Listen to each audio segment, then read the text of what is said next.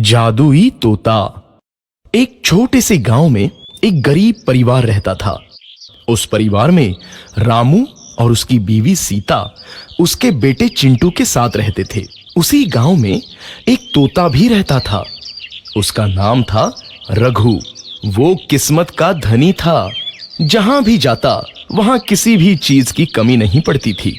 एक दिन रघु उड़ते उड़ते उस गरीब परिवार के घर गया।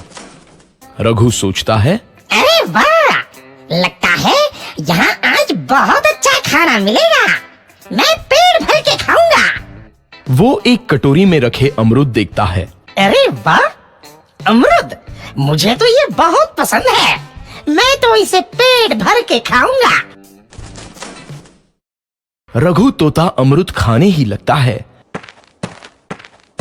तभी सीता रघु को अमरूद खाते देखती है तो गुस्सा हो जाती है और उसे वहां से भगा देती है। भाग यहाँ से, न जाने कहां से आ जाते हैं। मैं तो परेशान हो गई हूं इनसे।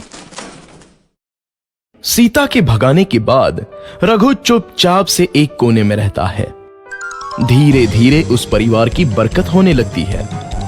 एक दिन रामू और सीता खाना खाते वक्त बातें करते हैं। आजकल हमारी बहुत तरक्की हो रही है, काम भी अच्छा चल रहा है। रामू कहता है। इस पर सीता कहती है, सच कहा, भगवान हमेशा ऐसे ही हम पर मेहरबान रहे।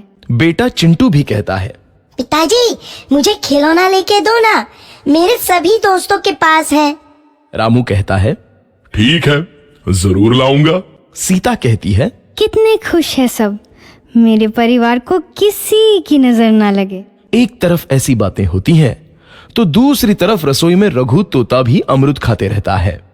मजा आया, अमरूद खाया, मजा आया, अमरूद खाया, मजा आया। तभी सीता रसोई में आती है और रघु तोते को अमरूद खाते देख बहुत गुस्सा होती है। सीता रघु को बाहर निकालने के लिए पिंजरे में अमरूद रखती है।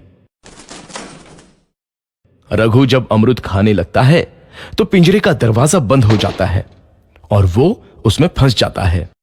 मुझे बाहर निकालो, मैं यहाँ फंस गया हूँ, मुझे बचाओ। अगले दिन सीता पिंजरा उठाकर बाहर दूर उस रघु को छोड़ देती है। रघु के जाते ही उनके घर आई बरकत धीरे धीरे कम हो जाती है। उन्हें बहुत घाटा होता है। सीता कहती है, ये क्या हो रहा है, अचानक इतना कैसे बदल गया? अभी तक तो सब कुछ अच्छा चल रहा था। रामू कहता है, लगता है भगवान हम पर रूठ गए हैं। चिंटू भी कहता है, लगता है अब मुझे खिलौने भी नहीं मिलेंगे। और वो रोने लगता है और बाहर चला जाता है। कुछ दिन बाद रघु तोता फिर से उस घर में आता है। वापस आया, मैं वापस आया, अब मैं जमकर अमरूद खाऊंगा।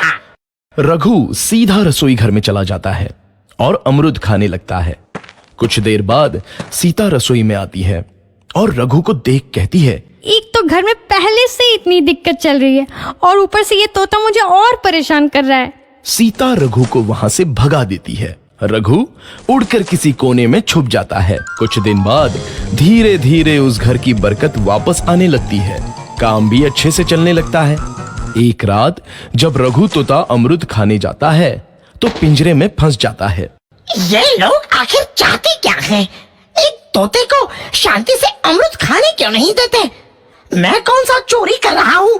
बस अमरूद ही तो खा रहा हूँ। तभी रामू वहां आता है और पिंजरे में रघु तोते को देख उसे बाहर छोड़ देता है। ये तोता भी कितना जिद्दी है, बार बार वापस आ जाता है। जैसे ही रामू रघु को छोड़ देता है, अगले दिन से फिर से उनके घर की बरकत जाने लगती है। काम में घाटा होता है। किसी को समझ नहीं आ रहा था कि ऐसा क्यों हो रहा है। रघु तोता घर आता है तो अचानक बरकत आती है और जब रघु तोता को बाहर निकालते हैं तो बरकत चली जाती है। एक दिन सीता रघु तोते के घर आने और बाहर जाने की स्थिति पर नजर रखती है।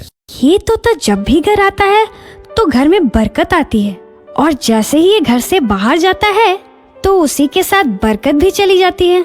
कहीं ये जादुई तोता तो नहीं है? अगली बार